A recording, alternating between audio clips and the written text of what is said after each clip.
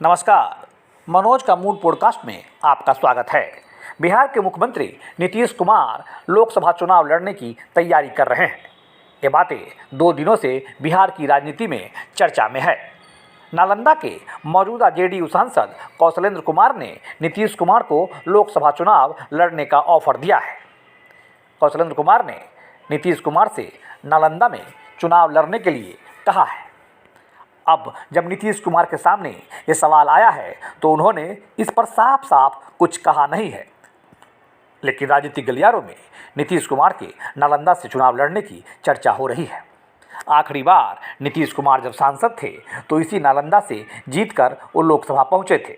साल 2004 में जॉर्ज फर्नांडिस के मुजफ्फरपुर से चुनाव लड़ने के बाद नीतीश कुमार नालंदा से जीतकर सांसद बने थे।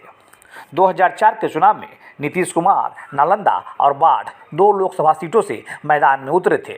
बाढ़ में नीतीश कुमार विजय कृष्ण के हाथों उस साल चुनाव हार गए थे।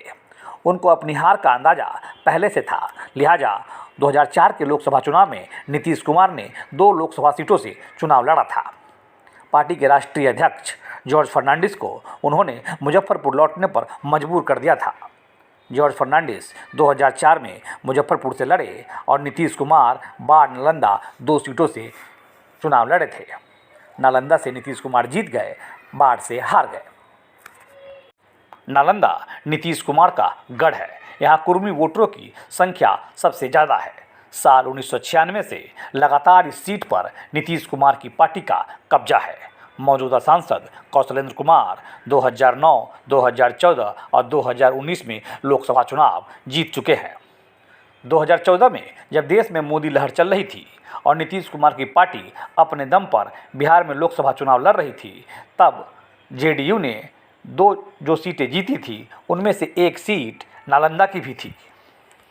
अगर नीतीश कुमार लोकसभा लड़ने का मन बनाते हैं तो तय मानिए कि नालंदा से वो चुनाव लड़ेंगे ही लड़ेंगे। हालांकि पिछले साल यूपी की फूलपुर सीट से उनके चुनाव लड़ने की चर्चा हुई थी। पिछले दिनों फूलपुर के सांसद रहे अतीक अहमद की हत्या के बाद फूलपुर की सीट चर्चा में है, लेकिन इसकी संभावना कम है कि नीतीश कुमार फूलपुर से चुनाव लड़ने का रिस्क लेंगे। नीतीश कुमार के लिए सबसे सेफ और सबसे उम्दा सीट नालंदा की सीट ही है, जहां से वो लड़ना चाहें तो लड़कर जीत सकते हैं। नीतीश कुमार यहाँ से चुनाव लड़ते हैं तो उनके खिलाफ सतीश कुमार एनडीए के उम्मीदवार हो सकते हैं। वही सतीश कुमार जिन्होंने साल 1994 में पटना में कुर्मी चेतना रैली की थी और इसी रैली के जरिए नीतीश कुमार को कुर्मियों को नेता के तौर पर लॉन्च किया गया था। पहले ये बात सामने आ रही थी कि बीजेपी यहाँ से आरसीपी सिंह को उतार सकती है, लेकिन अब जो राजनीतिक गलियारों में चर्चा है उसके मुताबिक आरसीपी सिंह का नाम सीन से आउट लग रहा है। सूत्रों की माने तो आरसीपी सिंह को मुंगेर से ललन सिंह के खिलाफ लड़ने का ऑफर दिया गया था, लेकिन यहाँ भी आरसीपी सिंह का कैंप तैयार नहीं हुआ।